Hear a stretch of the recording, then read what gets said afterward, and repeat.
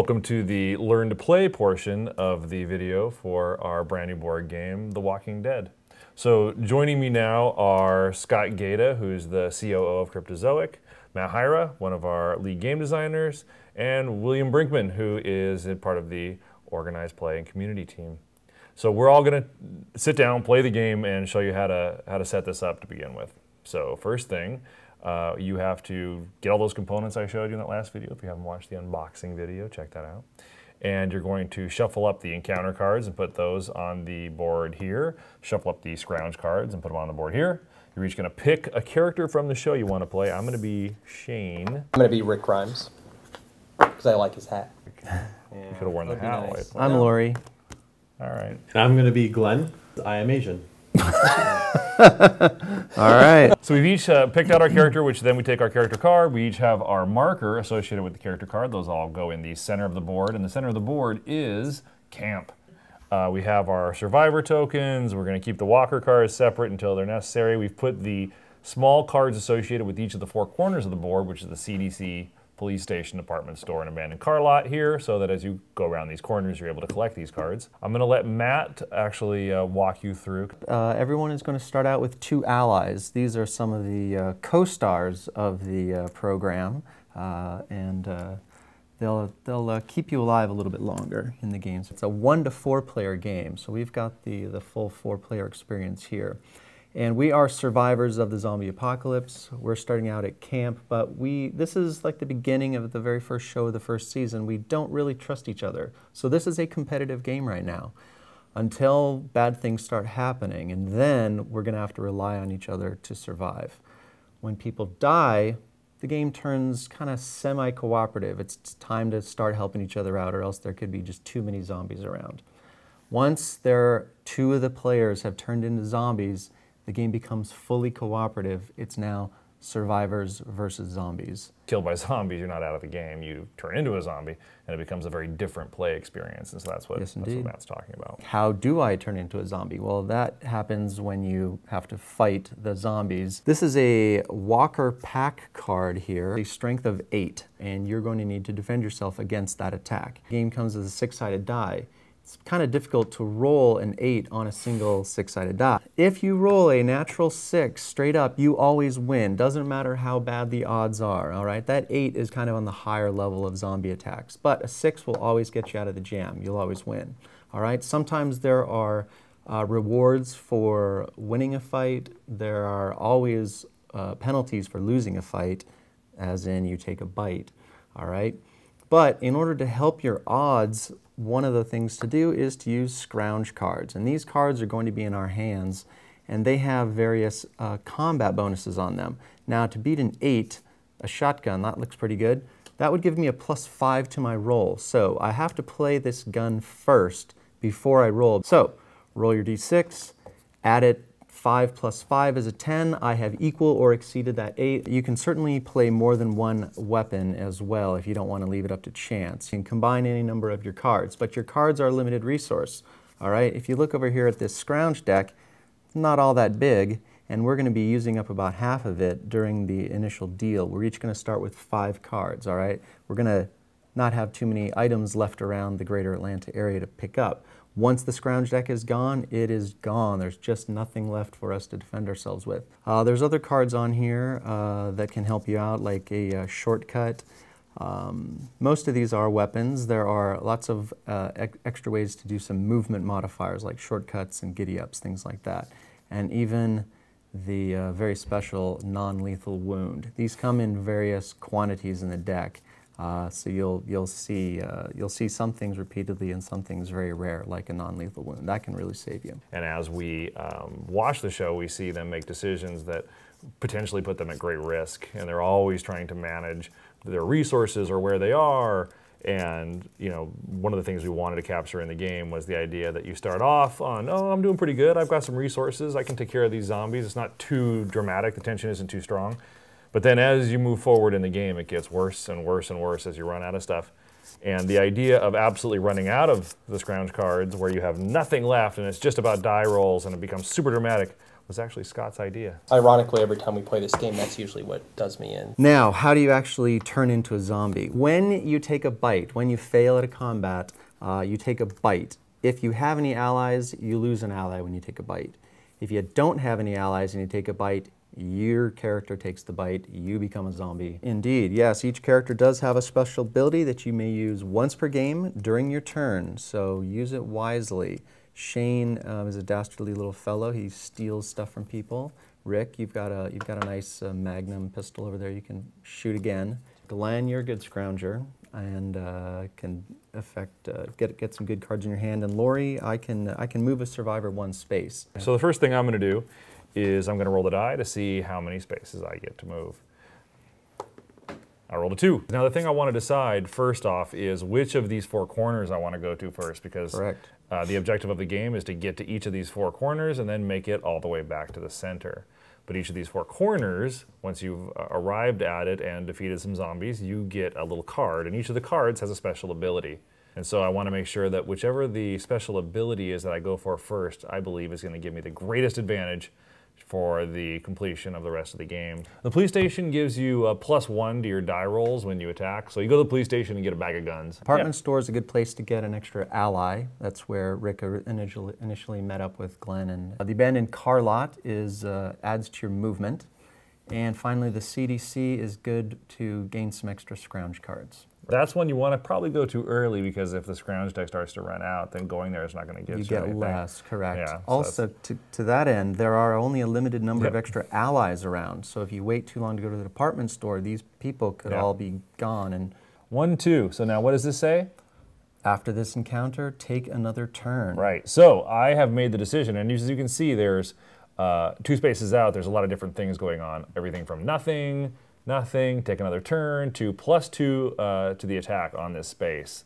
So the game is partially board driven. So you roll, you figure out how many spaces you're going to go, and you get to decide in which direction you're going to go. It's not fixed in terms of how you're going to move around the board, but you do have some strategic decision making. All right, unlooted area. Starting with you, each player in your region draws a scrounge card. All right, your region is the red brick lined area, and you're the only player there. If you're not cheating, you're not trying. 2, that's not good. All right, 1, 2, or I can go 1, 2 and get a bonus. Well, I don't want to go to the department store. I want to go over here, so I'm just gonna give it a try.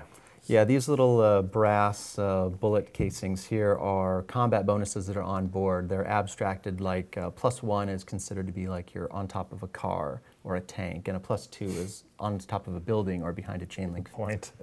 All right, so the next encounter is Love Triangle. Choose one, move your character to camp, or give one of your allies to another survivor.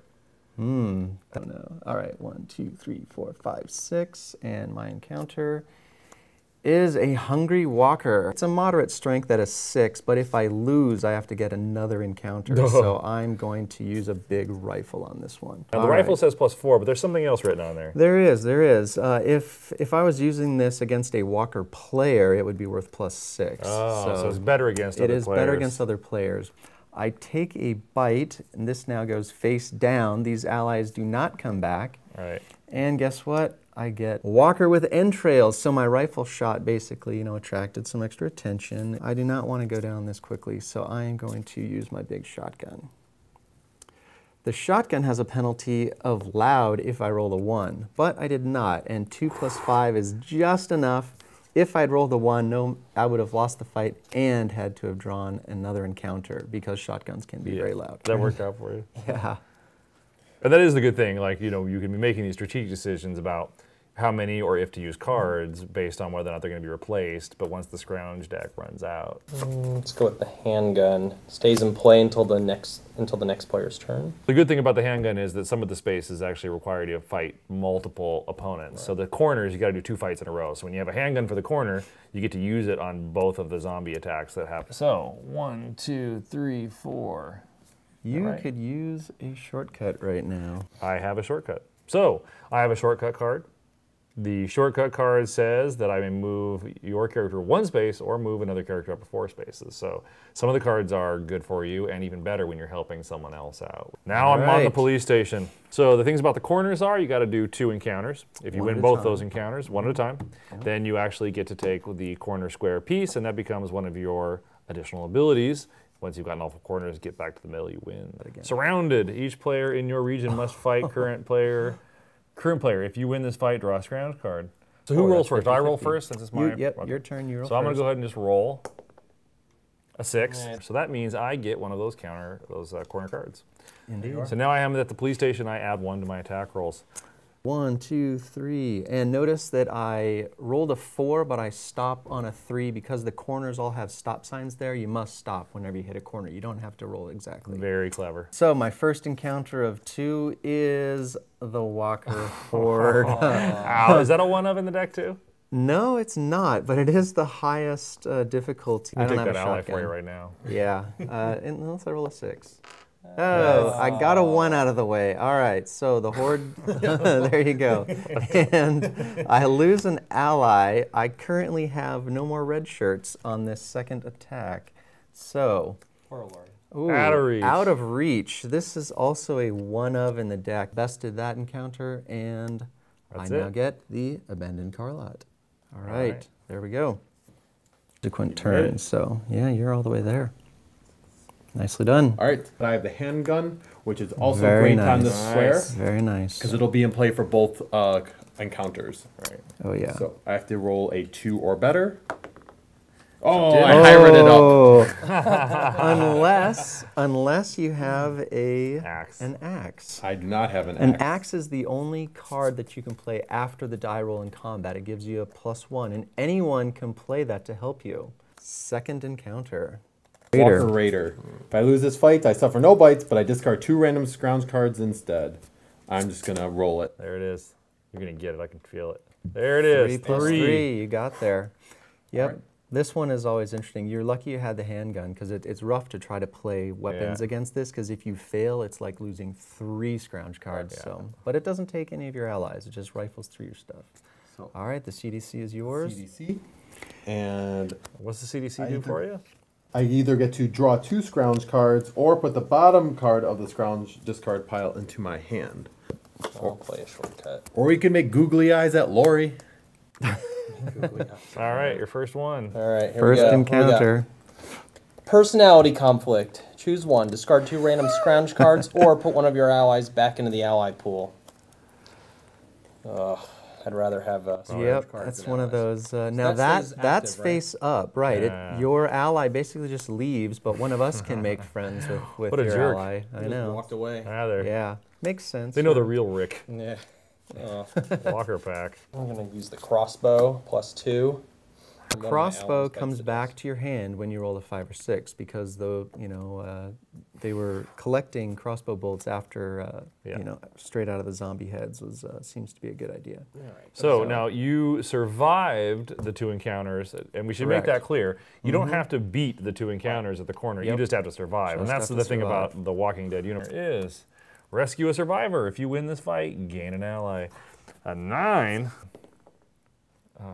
6, 7, 8, 9. And an axe, well done. All Shotgun right. and an axe. I actually loaded the axe into the shotgun and shot the Perfect. axe out. You do not automatically gain a scrounge card after defeating a walker. There are just a lot of walkers that do that. So, Deserted Streets. I needed that. Nice. This is a rare card in the deck, but I needed that.